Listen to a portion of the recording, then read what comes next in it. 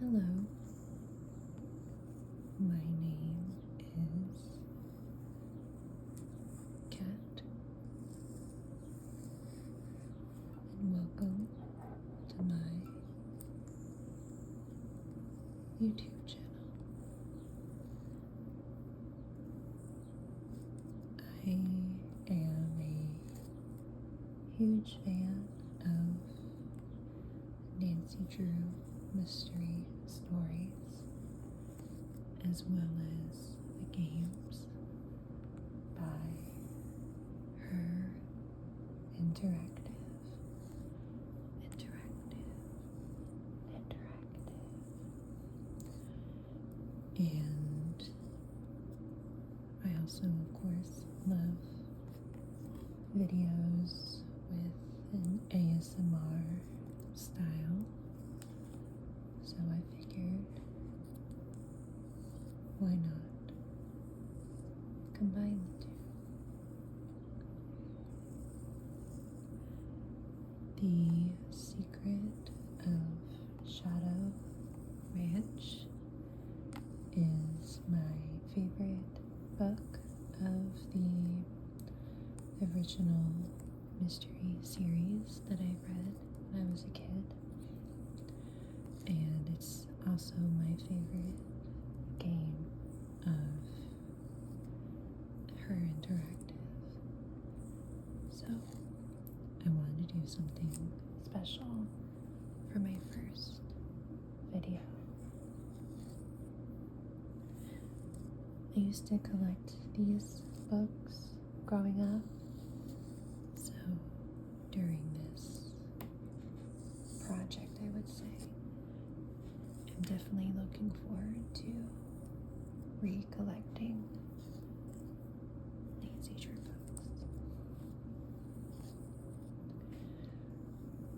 I also love ASMR, but I've definitely never done it in this setting before, so definitely new to this as well. Have all my essentials here for a good reading. I've also am doing this, I guess they would call it a lo-fi setting. No microphone or anything like that. Yeah, I do have a microphone on the way, so I'm very excited about that. But I wanted to give this a go and see how I do. Anyway, here is some tea. Always essential for some good reading.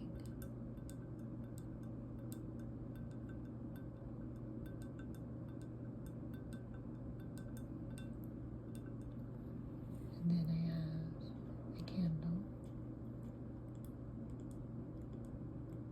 to set the calming mood.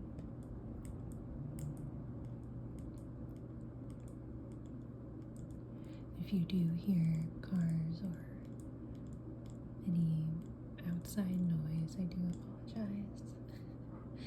But I kind of like the lo-fi setting on a lot of ASMR videos. It's very cozy in itself. I think fans of the game will definitely appreciate this little decoration. I got this from Shorty's Garden. Not a day early, not a day late.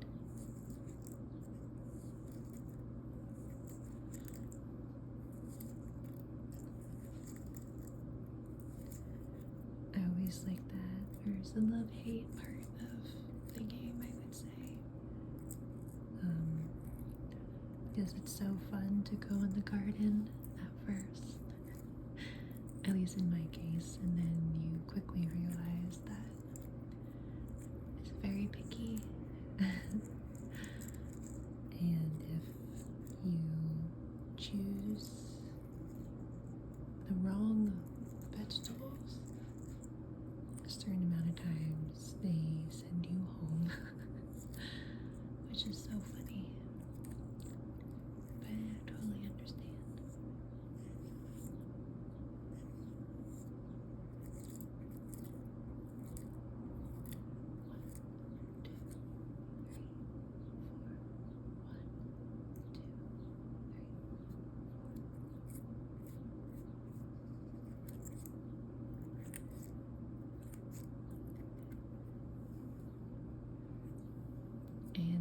definitely not Dirk Valentine.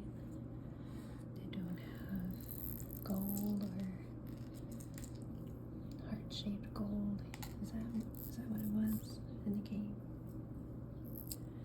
They do mention a lot of lockets, so I thought that was pretty cool to include. This is a locket that I've had for a long time. Thought it made a great decorational piece.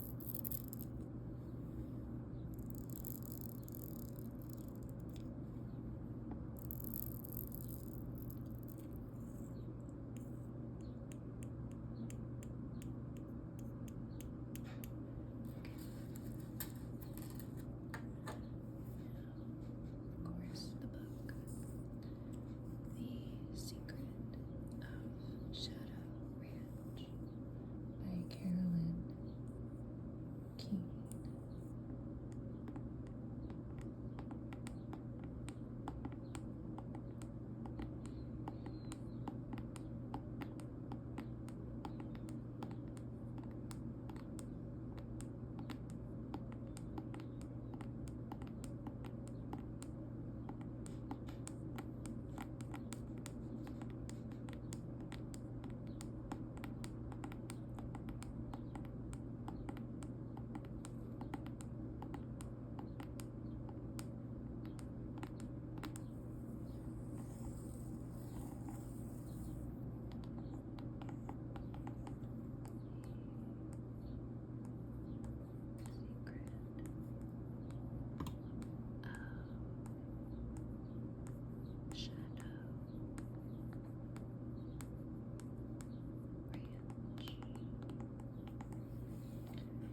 And you can't forget the iconic. Let's move a couple things. Yellow binder with the label here.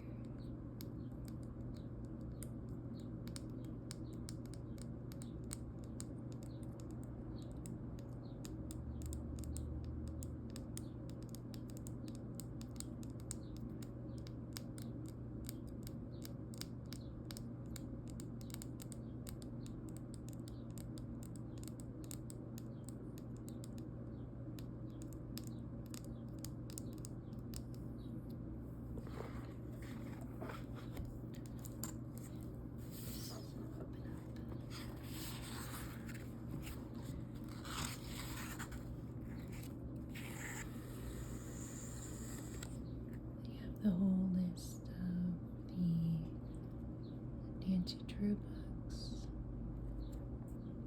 Okay. The Secret of Shadow Ranch. Nancy Drew arrives in Phoenix, Arizona, eagerly looking forward to a fun-filled vacation at Shadow Ranch, but abruptly finds herself involved in a baffling mystery. The ranch is being haunted by a phantom horse and miraculously damaged by an unknown enemy. Local people believe that the ghostly animal is carrying out the curse of Dirk Valentine, the romantic outlaw who was killed many years ago at Shadow Ranch, where he had gone to fulfill a promise to his sweetheart. Suspecting that a treasure hidden by Valentine may be at the root of the Shadow Ranch mystery, Nancy undertakes a challenging search, aided by her friends Bess Marvin and George Vane. The first vital clue is found in an antique watch and sparks a series of clever detections and dangerous developments. While seeking further clues, the girls' investigation in a ghost town ends in a near disaster when Nancy is trapped inside a building that is toppled by a rock slide. A rock slide which is deliberately caused. But the pretty Titian hair detective remains undaunted in her determination to solve the mystery. For those who enjoy a suspenseful thriller, Nancy Drew's first Western adventure makes truly fascinating reading.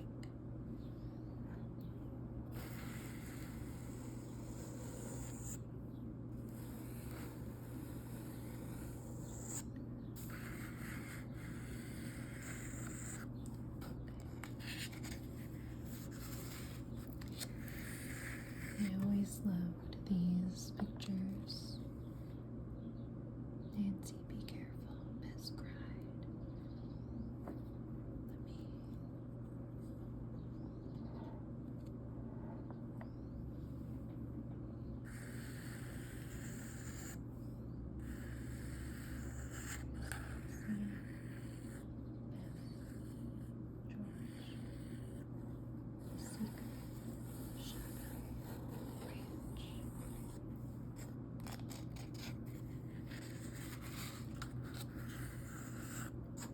I'm going to do Chapter 1, A Curious Stranger, page 1.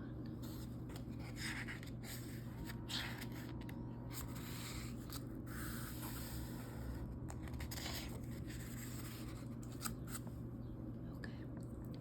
Chapter 1, A Curious Stranger.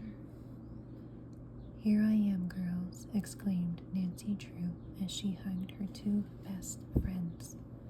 All set out for an exciting vacation at Shadow Ranch. I hope you had a good flight, said Bess Marvin. The pretty, slightly plump blonde was not smiling as usual.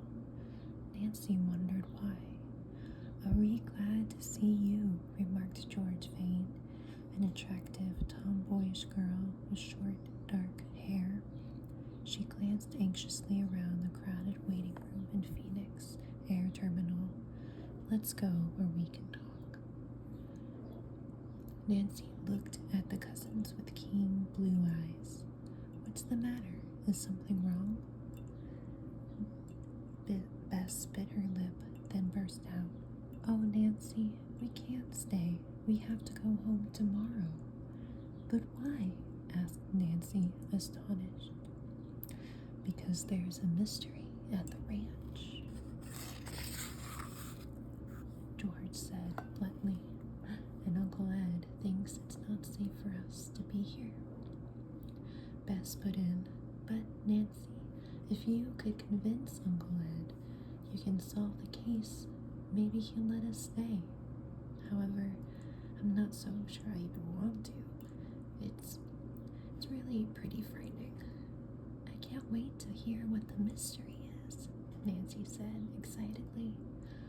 George insisted on collecting Nancy's suitcases at the baggage claim section. But save the mystery until I come back, George said and hastened off. Bess led Nancy to an attractive sandwich shop in the air terminal. On the way, admiring glances were cast at the two girls. Titian-haired Nancy was a trim figure in her olive green knit with matching shoes. Beige accessories and knitting bag completed her costume. Bess wore a pale blue cotton which showed off her deep suntan to advantage. While they walked, Bess explained that her uncle had decided at breakfast to send the girls home. George had made reservations for a flight the next day. We told him what a wonderful detective you are and begged him to let you try to solve the mystery. He said it was too dangerous for a girl. George phoned you, but you already left. Bess sighed. It's a shame. We could have had a super vacation. The three girls had grown up together in River Heights and shared many exciting adventures. Several weeks before, Bess and George's aunt and uncle, Edward and Elizabeth Raleigh, owners of the Shadow Ranch, had invited them to spend the summer in Arizona. The Raleighs had easily been persuaded to include Nancy in the invitation. Nancy's father, Carson Drew, a famous lawyer, had given his consent to the trip, but had asked his daughter to delay her departure for a week in order to do some work for him. Previously, Nancy had helped him solve the secret of the old clock. It was her first case and had led to many other dangerous assignments, the most recent of which was the mystery at Lilac Inn. So, of course, people love the game, or fans of the games will know that the secret of the old clock. I personally really enjoy that game. I think it's funny that she travels back in time and then it's never talked about. But I also know, I think in the book, The Secret of the Old Clock and The Mystery of Lilac Inn, it's like a combination of those two stories in the game. So I'm very excited to read those games. I know The Secret of the Old Clock is the first ever Nancy Drew mystery story game. Okay. Now, the young sleuth was eager to hear about the mystery at Shadow Ranch. She and Bess strolled into the sandwich shop and made their way among the crowded tables to a small one in a corner. As they seated themselves, a slender, gray-haired man in a tan suit sat down at the next table. Nancy placed her knitting bag on the floor between this chair and her own. "What are you making?" Bess asked, nodding toward the bag. "A sweater for Dad," Nancy replied. "I hope to finish it for his birthday. Originally, I bought the wool for myself, but he admired the color, so I decided to surprise him and knit a sweater."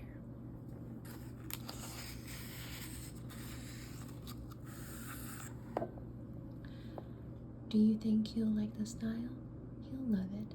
Not to change the subject, but there are some handsome cowboys at the ranch," Bess remarked. As she told Nancy of the fun she and George had been having, Bess grew more cheerful. Just then, George joined them. Besides the brown linen purse that matched her dress, she now carried a big thermos jug. "I had a porter put your bags in the car," she told Nancy, "and I bought this thermos back. We have to fill it with water for the drive across the desert. We started with 2 jugs. Bess and I drank up the water in one on the way here." When the waitress came to take the girls' order, Nancy and George chose soft drinks, while Bess studied the menu. "This mystery has me so upset," she declared, "that my appetite is gone." Then she added, "I'll have a double chocolate sundae with walnuts." Nancy and George grinned. "Poor girl," she said. "George, she's wasting away." Bess looked sheepish. "Never mind me," she said. "Start telling Nancy about the mystery." George tugged her chair closer and bent forward. "About 2 months ago," she began, "Uncle Ed and Aunt Bet acquired Shadow Ranch in payment of a debt. They always wanted to be ranchers, so they moved there and began working the property. But for the past month, there have been so many accidents that they've decided the ranch is being sabotaged. At first, they weren't sure." Bess took up the story. "But after last night, Uncle Ed said there was no doubt." "What happened?" Nancy asked. "The phantom horse appeared," replied George. Nancy's eyes sparkled with interest. "A phantom? Tell me." Bess shivered. "It's the weirdest thing, all glowing white and filmy. We saw it running across in what we call the Big Meadow." George added, "Shorty Steele, he's one of the ranch hands, says it's supposed to be the ghost of the horse which belonged to Dirk Valentine. Dirk Valentine. Dirk Valentine." old-timey light outlaw. There's a very romantic legend about him, Bess said. He was the sweetheart of Frances Humber, daughter of the local sheriff, who was the original owner of Shadow Ranch. One night, when Dirk Valentine came there to see Frances, the sheriff shot and killed him. As he lay dying, the desperado put a curse on the Humber property, vowing that his force would haunt Shadow Ranch, and whenever it appeared, destruction would follow. That curse came true, George said grimly. This morning, Uncle Ed found one of his windmills had been pulled down.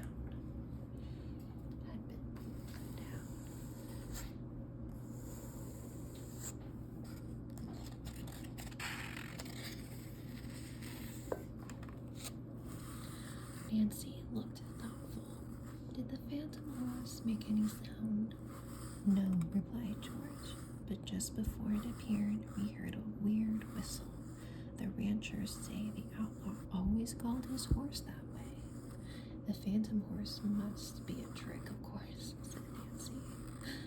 It sounds as if someone is trying to scare your aunt and uncle off their property. As she spoke, Nancy became aware that the man at the next table was listening intently to the conversation. But why? Bess broke off as she felt Nancy's foot nudge hers under the table.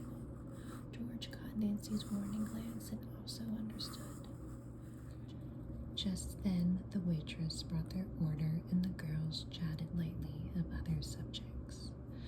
When they finished and their check had come, Nancy reached for her knitting bag and gave a cry of alarm. What's the matter? Bess asked. My bag. I can't find it. George exclaimed. I'll bet that man who sat next to us took it. He's gone too.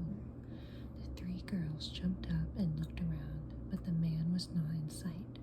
George hurried outside to see if she could find him. Nancy, meanwhile, looked on the floor nearby. Under the far side of the man's table lay the knitting bag. Quickly, Nancy retrieved it. See if anything's missing, Bess advised. Maybe your wallet's gone. Nancy made a search, but as far as she could tell, the original contents were intact. However, their arrangement seemed to be different. Had the man been snooping, and if so, why? Bess paid the check and the girls walked to the door. They met George coming in. Didn't see him anywhere, said George. Guess he drove off. The thief. George stopped short. Oh, Nancy, you have your bag. Nancy grinned. Thanks for your help anyway. I still don't like the old eavesdropper, George declared. As the girls walked through the terminal, Nancy stopped at a row of telephone booths. Wait a minute, she says. I promised to call home and let Hannah know when I arrived here.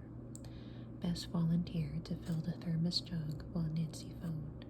Give my love to Hannah, she called back as she hurried off. Mine too, said George as Nancy entered the phone booth. Mrs. Hannah Gwynn was the Drews' warm-hearted housekeeper who had looked after Nancy since her mother's death when she was there. She and Nancy held a deep affection for each other. Soon Hannah's cheerful voice came over the wire. Don't worry about anything here, Nancy, she said. Just enjoy yourself. By the time Nancy hung up, Bess had returned. I didn't tell Hannah I might be right home, Nancy reported. She's going to get a big surprise when we all turn up tomorrow, George remarked gloomily. Nancy smiled. Not if I can persuade your uncle to change his mind. As the girls stepped from the cool building, the afternoon sun was dazzling. Waves of heat shimmered over the parked cars. George led the way past several lines of cars, then turned into a row and walked toward an old ranch wagon. As the girls drew closer, they exclaimed in surprise. A man was dropping something through the open window of the car. He was the eavesdropper who had sat beside them. What are you doing? George called. The stranger glanced up, startled, then darted away among the cars. Nancy dashed to the ranch wagon with the girls close behind her. There was a piece of paper on the seat. Nancy picked it up. A note. In her crudely penciled letters it said, "Keep away from Shadow Ranch." "Come on," Nancy exclaimed. "We must catch that man and find out what this means." And then we have a picture of the girls confronting the man by their car.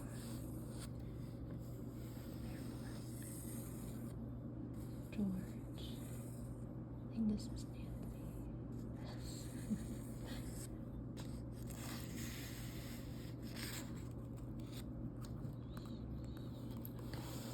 Chapter 2. I'm only going to do chapter 1 just to see how it turns out. And if you guys want chapter 2, I'd probably be a lot better with the microphone coming soon. But I really wanted to get this out and see how it goes.